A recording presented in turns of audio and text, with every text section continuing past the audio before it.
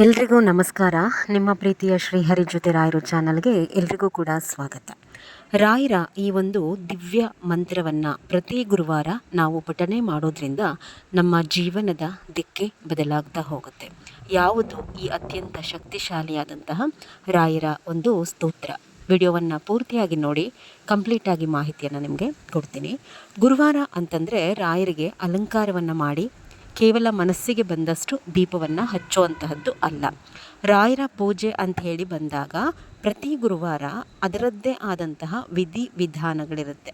ಅಂದರೆ ನಾವು ಪ್ರತಿ ಗುರುವಾರ ಯಾವ ರೀತಿ ರಾಯರಿಗೆ ಪೂಜೆ ಸಲ್ಲಿಸಬೇಕು ಅಂತ ಹೇಳಿ ಒಂದು ವಿಧಾನ ಇದೆ. ಆ ವಿಧಾನದಲ್ಲಿ ರಾಯರಿಗೆ ಸ್ತೋತ್ರ ಸೇವೆಯನ್ನು ಮಾಡುವಂತಹದ್ದು ಕೂಡ ಒಂದು. ಸ್ತೋತ್ರ ಸೇವೆ ಅಂತಂದರೆ ರಾಯರ ಒಂದು ಸ್ತೋತ್ರಗಳನ್ನು ಪಠಣೆ ಮಾಡುವಂತಹದ್ದನ್ನು ಸ್ತೋತ್ರ ಸೇವೆ ಅಂತ ಹೇಳಿ ಹೇಳ್ತಾರೆ. ಪ್ರತಿ ಗುರುವಾರ ಮನೆಯಲ್ಲಿ ಅಂದರೆ ನಿಮ್ಮ ಮನೆಯಲ್ಲಿ ಎಂತಹದ್ದೇ ಕಷ್ಟಗಳಿದ್ದರೂ ಕೂಡ ಅಥವಾ ಮನಸ್ಸಿನಲ್ಲಿ ಏನೇ ಸಂಕಲ್ಪಗಳು ಇದ್ದರೂ ಕೂಡ ಈ ಒಂದು ಸ್ತೋತ್ರವನ್ನು ರಾಯರ ಮುಂದೆ ಹೇಳ್ಕೊಳ್ಳೋದ್ರಿಂದ, ಪಾರಾಯಣ ಮಾಡೋದ್ರಿಂದ ನೀವು ಏನು ಮನಸ್ಸಿನಲ್ಲಿ ಸಂಕಲ್ಪ ಮಾಡ್ಕೊಂಡಿರ್ತೀರಾ ಅಥವಾ ನಿಮ್ಮ ಅಭೀಷ್ಟಗಳೇನಿರುತ್ತಲ್ವ, ರಾಯರು ಖಂಡಿತವಾಗಿ ಅದನ್ನು ಈಡೇರಿಸ್ತಾರೆ.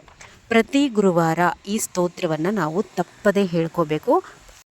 ಏಕಾದಶಿಯ ದಿವಸ ಯಾವುದೇ ಕಾರಣಕ್ಕೂ ಈ ಸ್ತೋತ್ರವನ್ನು ಪಠಣೆ ಮಾಡೋ ಹಾಗಿಲ್ಲ ರಾಯರ ಮುಂದೆ ಕೂತ್ಕೊಂಡು.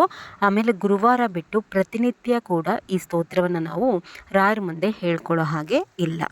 ಇದನ್ನು ನೀವು ರಾಯರ ಮುಂದೆ ಹೇಳ್ಕೋತಿರಲ್ವಾ, 9 ಬಾರಿ ಹೇಳ್ಕೋಬಹುದು, ಇಲ್ಲ 18 ಬಾರಿ ಹೇಳ್ಕೋಬಹುದು, ಇಲ್ಲ 21 ಸಾರ್ತಿ ಹೇಳ್ಕೋಬಹುದು, ಇಲ್ಲ 48 ಸಾರ್ತಿ ಹೇಳ್ಕೊಳ್ಬಹುದು.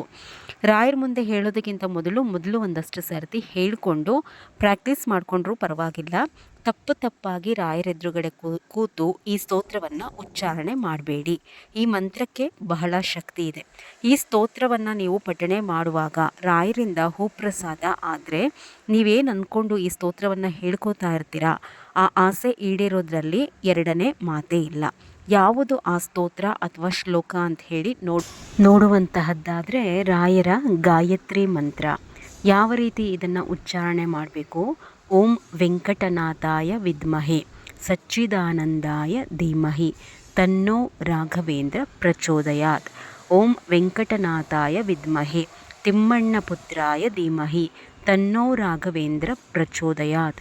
ಓಂ ಪ್ರಹ್ಲಾದಾಯ ವಿದ್ಮಹೆ ವ್ಯಾಸರಾಜಾಯ ಧೀಮಹಿ ತನ್ನೋ ರಾಘವೇಂದ್ರ ಪ್ರಚೋದಯಾತ್. ಈ ರೀತಿಯಾಗಿ ಈ ಸ್ತೋತ್ರ ಅಥವಾ ಶ್ಲೋಕ ಅನ್ನುವಂತಹದ್ದು ಬರುತ್ತೆ.